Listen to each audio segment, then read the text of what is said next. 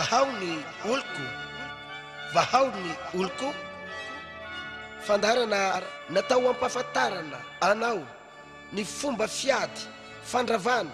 ireo heriny maizina sy ny heriny fanaratsy rehetra izay mifamatotra eo amin'ny fiainatsika ary fanapatapahana ireo ozona izay mamatotra ny tokantrano ny fahasalamana ny fidiram-bolanao manokana amin'ny fifaliana no idiranay atao anatin'ny tokantrano misy atsika amin'izao fotoana izao naizanaiza toerana andraisanao an'izao fahita lavitra izao dia ny fandaharana vahaony oloko no nandondona tao ambaravaranao ka nampandrosoinao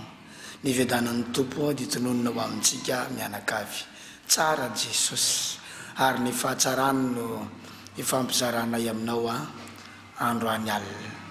pasteur Isidore Andrianirina no miaraka aminao eto ao anatin'ny minitra vitsivitsy izay ifampiresantsika eto anilako eto ihany koa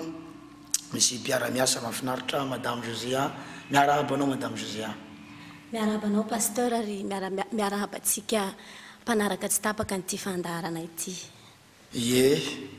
alohan'ny idirantsika ao anatin'izay fandarana zay satria timotsy kabaro na resabe fa fampianarana no atao eto dia ivavakytsika ametraka ny fampianarana eo ambany fitariany fanay masina ivavaka isika tompoko raha eo misy sotranao amin'ny anara maherin'i Jesosy Kristy tompo velona sy masina avy any Nazareta nanome anay ity fotoana ity androany alina ity sehatra ity androany alina amoahanay ny teny faminaniana nomen'ny baiboly izarahanay ny afatra napetraka ho aminay ary ambaranay amin'ny olona izay nanirahana ho anay fa namasonao raha tsy ianao no miasa dia tsisy nininona efanay tsisy nininona vitanay izay dia fantsona fotsiny fitaovana fotsiny ianao no mikorina any anatinay miasa amin'ny alalanay satria izay dia fitaovana mideranao zay iray amin'izay rehetra ataonao eto androany averinay aminao sady ny voninahitra izay nomena ho anay amin'ny anaran'i Jesosy amen tahin'ny tompina tamin'ny ity volana Mey ity isika dia niresaka ny amin'ny tontolon'ny tanora sy ny ray aman-dreny tamin'ny zoma voalohan'ny volana Mey ro zoma tsika niresaka an'izay dia ny zoma fahatelo tsika nisy andreny mpanompon'Andriamanitra mahafinaritra reny nasaina teto amin'ny fahita lavitra teto fampiresaka ny amin'ny fomba fijery manoloana ny zava-misy ankehitriny ny amin'ny fiangonana sy ny fiangonana mpanompon'Andriamanitra sy ny mpanompon'Andriamanitra androany kosa tsika dia somary iompana tanteraka amin'ny resaka fanafahan'Andriamanitra madame Josia resaka sika ny amin'ny fanafahan'Andriamanitra amin'ny mission apostolique tadidio rahalahy sy anabavy fa ny apôstôly dia nofitian'i Jesosy talohan'ny nanorenany fiangonana fidy apôstôly aloha izy zay vao nanorina ny fiangonana ka manana ny mission ny apôstôly misy iraka napetraka aminy ary zay iraka napetraka amin'izay no resantsika androany alina ho resantsika aloha zany hoe inona ny mission nataon'i Jesosy teto amboniny tany efa nisy fotoana ny resahana tetiany zany fa napetraka ny tompo atao anatiko izy androany dia ho averintsika ho resahana ary ho resantsika lalindalina eto ny mission an'i Jesosy Kristy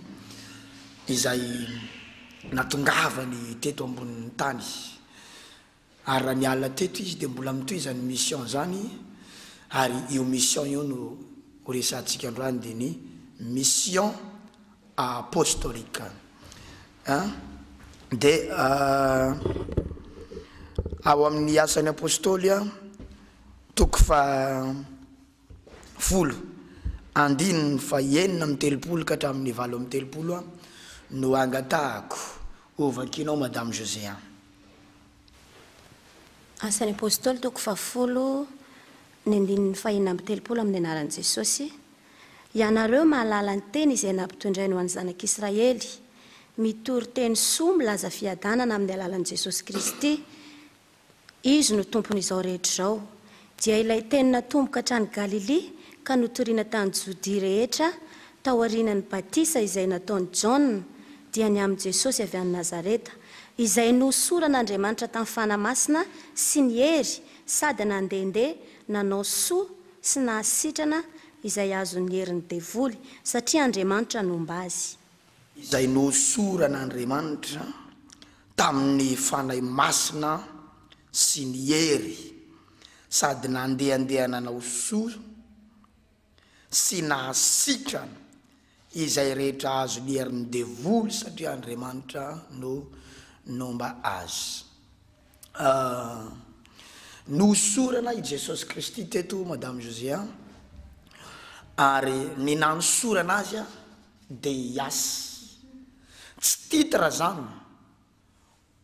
No nanosorana azy hoe nosorana izy anana an'izao titra zao, hoe nosorana ianao mba hitondra titra apôstôly,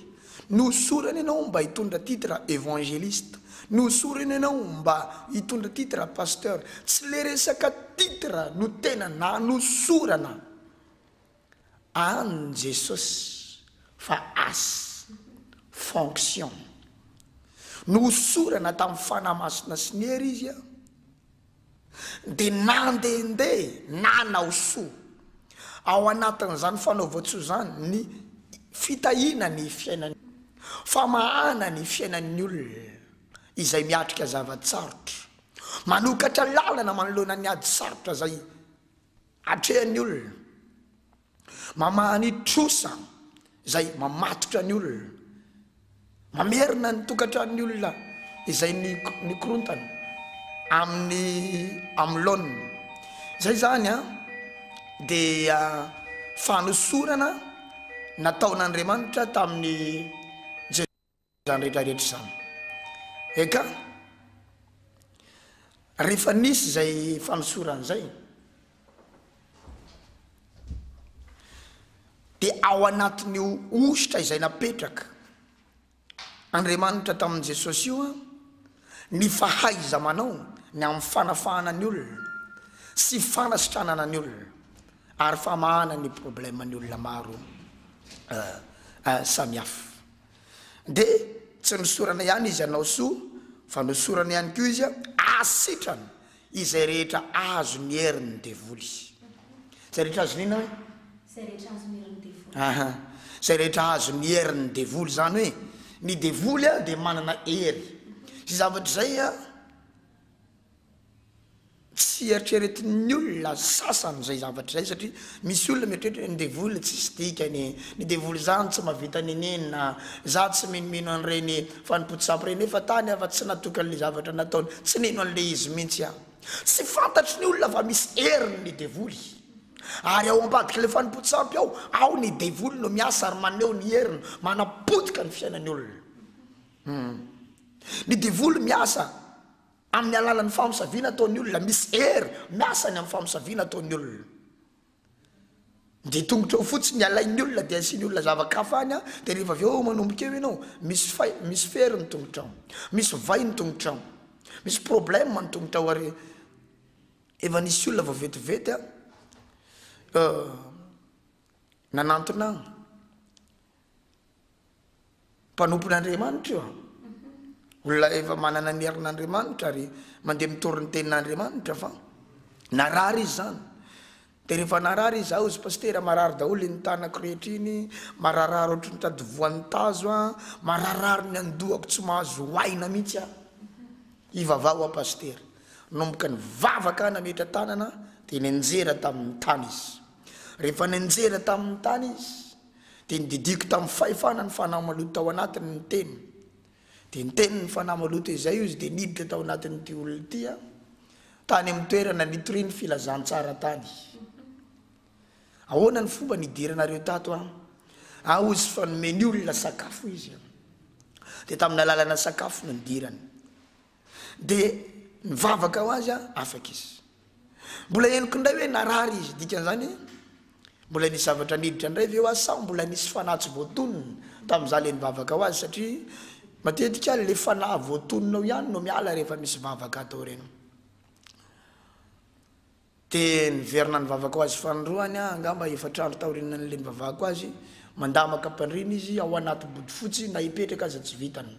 tsy mety eo za raha matoritory ihany apastera nivavahana tsy mety ho afa tonga de mipetra de esory ihany body fotsy io fa tsy mila an'io tsony ianao rehefa vita le vavaka inona hoany tsy mety aminao ty tongotro ty izy tsy afaka mandrapaka pastera marary be ty tongotro ty am'izao de teny tamiko ny fanahy masina fa raha odiny mahazo azy zany hoe le ditongony ny snack de nanomboka tafiditra tao anatin'ny tongony tao ny fanahy ratsy de misy problème am'le tongony zava-loatra zany hoentina any amin'ny hôpitaly fa tsy hitana analyse tsy hitana radio zany tsy misy fitaovam-pitarafana afaka ahita an'izay de ilaza ny dokotera raha hoentina any amin'ny hôpitaly zany hoe tsisy neneniny io négatif io zay ny fijerin'ny dokotera nefa le olona marary mety omena calmant mety omena fanafody zany hoe any am'le tsy mivontony manaintainy de vavaka ho azy nanrokany ny fanahy tafiditra tamin'ny alalan'ny ditongotra afaka izy rehefa avy teo tamin'izay problème na tongotra zay de afaka nandeha izy afaka niarina afaka nitsangana ina moa ny tiako resahana baiboly milaza hoe fa misy heriny ny devoly fa ny heriny jesosy sy la iositra nansorana an jesosy any no afaka manafaka ny olona azo ny heriny devoly ary zay ny mission jesosy teto amboniny tany nitory ny filazantsara ny fanjakan'Andriamanitra na misy olona ny ta olona ary nanafaka ny olona azo ny heriny devoly na nasitrana olona satria Andriamanitra nomba azy ary io mission io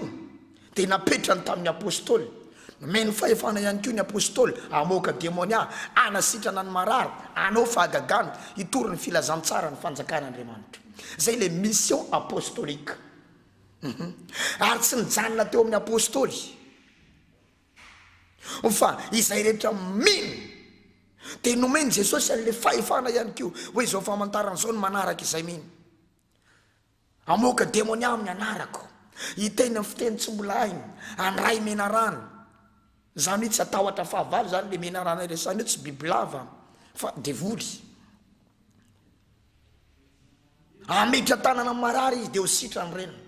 zany hoe le mission tsy nijanona tamin'i jesosy tsy nijanona tamin'ny apôstôly ihany koa fa tonga hatrany amin'ny mpino mission io zany hoe iza moa ny mpino fa ny fiangonana zany hoe ny mission ny fiangonana zany madame Josia de manafaka ny olona voafatotra manasitrana ny olona marary mamahany fatorana na matorany devoly ny olona amin'ny hery zay ananana ny devoly